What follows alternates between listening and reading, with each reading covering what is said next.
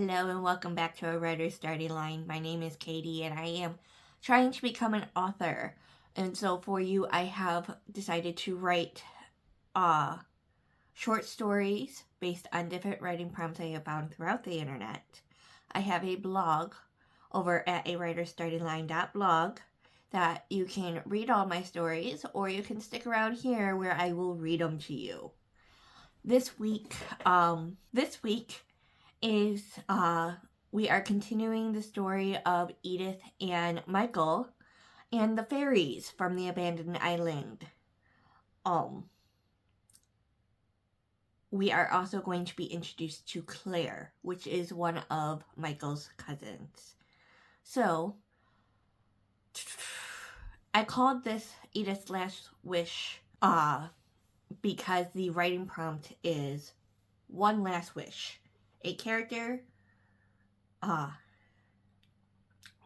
grant another character's dying wish.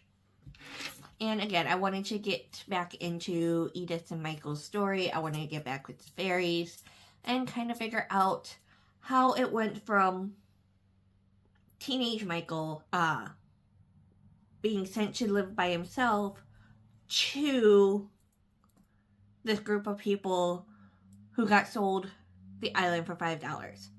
This is that in between. Edith had had a hard and lonely life. Claire was living with her for the last month, caring for her aunt in her last days. Edith had gotten really sick, fast.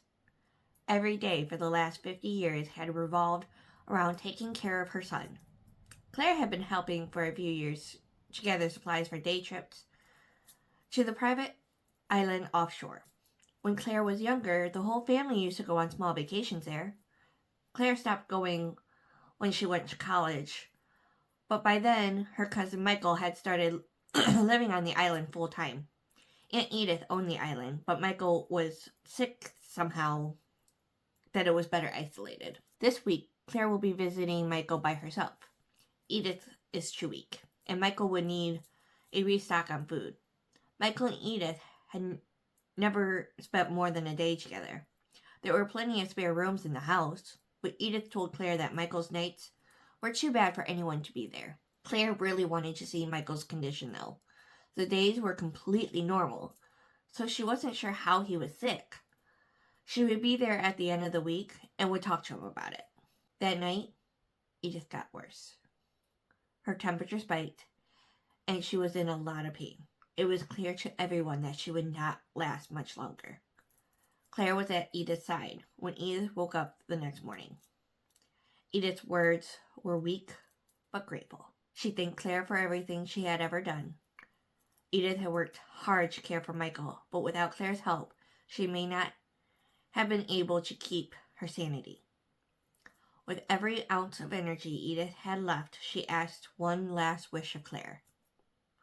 Edith wanted Claire to save Michael from the nightmare that haunted him and get him off the island. Claire promised she would try.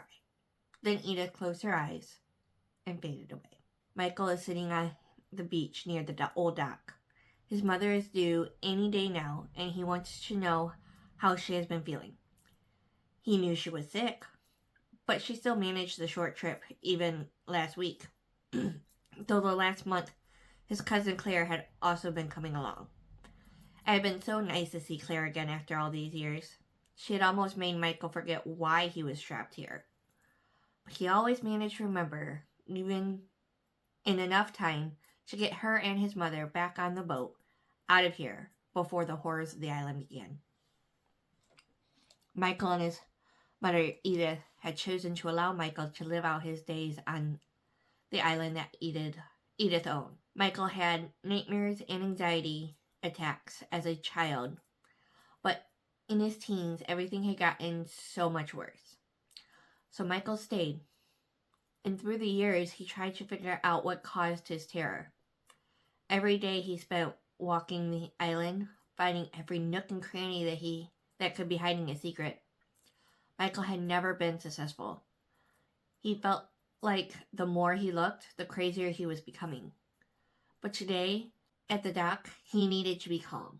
Thoughts of his mother's death But today at the dock, he needed to be calm. He needed to hide the terror that plagued him at night, and the thoughts of his mother's death. She would be here soon, and he didn't want to alarm her. However, when the boat docked, it wasn't his mother who disembarked.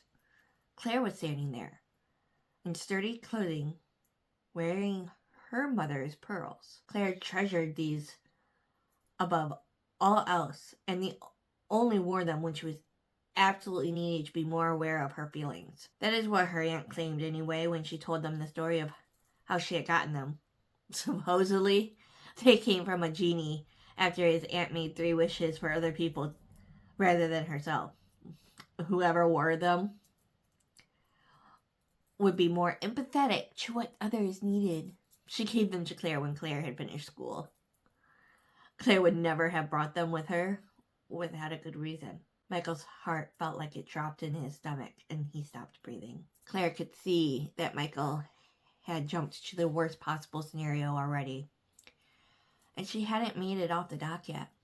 She hated that she had to be the one to tell him of Edith's passing, but somehow needed to do it and be there for him. The 2 cousins embraced, and Claire heartbreakingly broke the horrible news. When they got back, they prepared and ate Edith's favorite meal. After dinner, Michael started to suggest Claire ready to depart soon.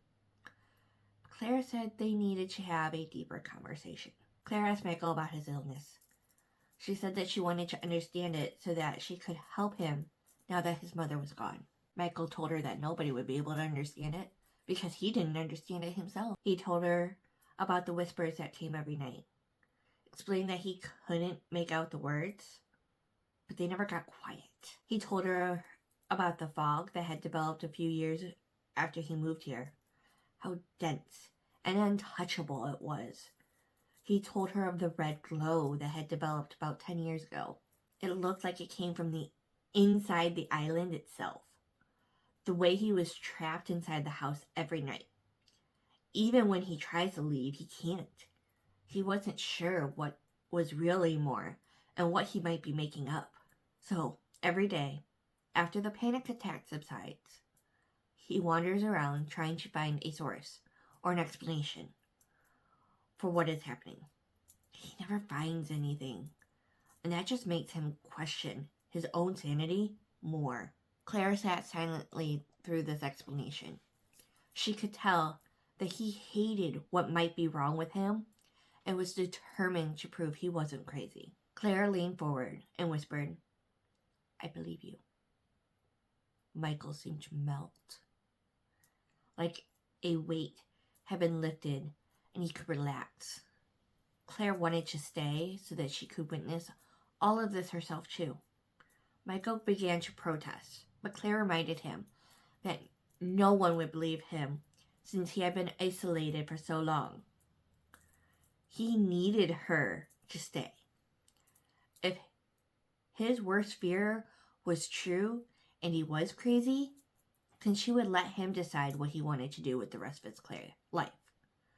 Claire told him about Edith's dying requests to save him. So as reluctant as Michael was to subject anyone else to this nightly torture, he agreed to let her stay. They prepared a second bedroom and settled in for the night. Michael took his nightly medicine to try and stay off the anxiety. Claire settled in, fearing that she was wrong. And all of this was in Michael's head. She could never have imagined what Michael had described, or even worse, when experienced. A few hours after going to bed, Claire was startled awake. Looking around, nothing had changed, except for a distant humming. Or was it beating wings? It sounded like a strange bug, but she couldn't be sure. The longer she sat there and listened, the more intense the sound became. Whispers. That is how Michael had described it. It was the only way to explain it. She strained her ears but could not distinguish voices or words. That's when she looked out the window and saw a thick fog. This made no sense because the weather did not warrant even a light mist, let alone the denseness that you couldn't see through. Claire walked down the hall to Michael's room. She could hear him talking to himself, repeating over and over that it wasn't real. Claire went to the living room to grab the camera. She walked outside to capture the fog on camera and record the whispering. She wanted to be able to show Michael, and anyone else, that Michael wasn't mad. When she made it outside, she saw what she missed inside. A red hue deep in the fog, illuminating the island. She was mesmerized, yet determined to get to the bottom of this. She walked towards the edge of the clearing, ready to march right into that forest to find the source. But then she veered off. When she became conscious of the fact that she wasn't walking in the same direction, she couldn't understand what was happening.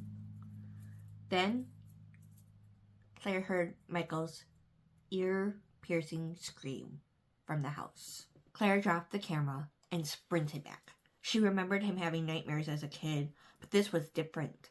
This was torture.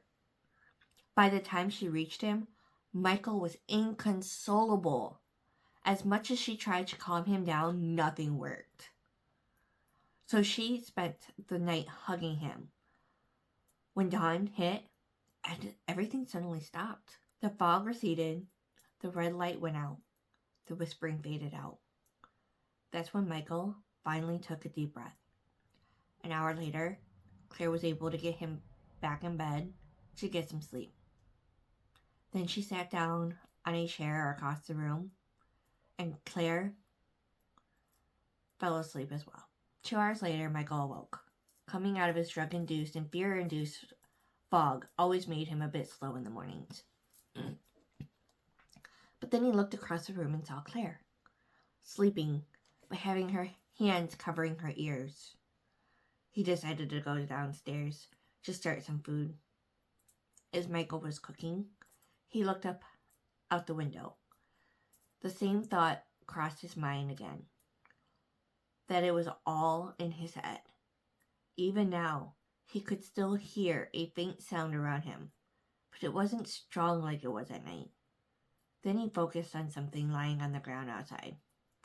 When he realized it was a camera, he went outside to get it. It must have been the one Claire was using. He went and picked it up. It had ran out of battery at some point. He left it on the counter for Claire. Michael needed to convince her to leave today, so that she wouldn't have to endure another night of him screaming. Claire woke with her anxiety on overdrive. She had never had a bad attack before, so this was a whole new feeling for her. She got up and washed her face. When she looked at herself in the mirror, all she saw was a scared little girl. Michael had always felt emotions so much more extreme than her, but that didn't mean she was immune to fear or anxiety. She wanted to leave. That thought dominated. But there was no way she would let Michael stay. She didn't know how bad it was exactly for him, but what she saw last night was not something anyone should ever go through. She knew he would never be safe here. She steeled herself and walked downstairs to talk to Michael. Michael had breakfast laid out waiting for her. Michael started the conversation by telling Claire that it was best if she left right after she was done eating. Claire said she wouldn't leave without him. When Michael tried to argue, Claire stayed firm. Something wasn't right about this island. That what Michael was going through all these years, she had a small taste of his terror last night.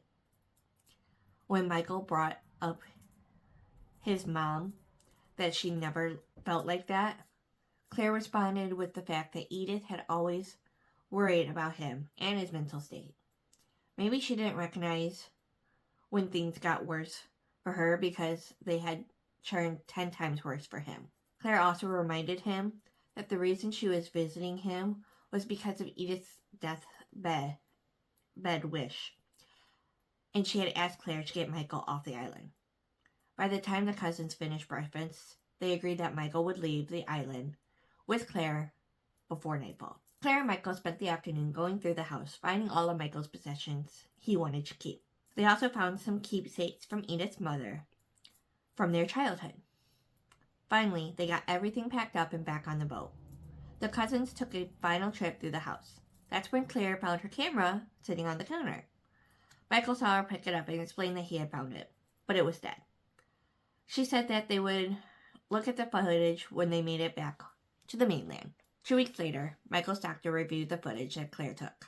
The doctor did agree that what was happening on the island was real.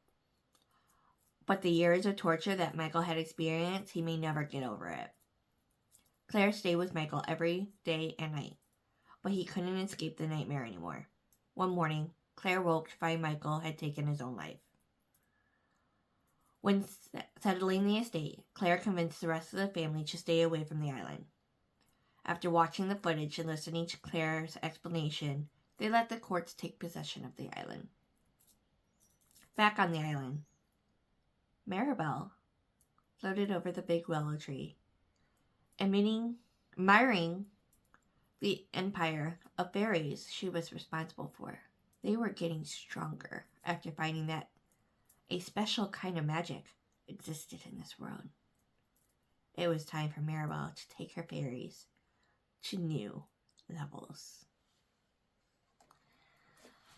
And that was Michael's conclusion. As you knew from Abandoned Island, the family had decided to let the courts take the island over, and that's how it wound up in somebody else's hands, who decided nobody else should ever go to that island ever again.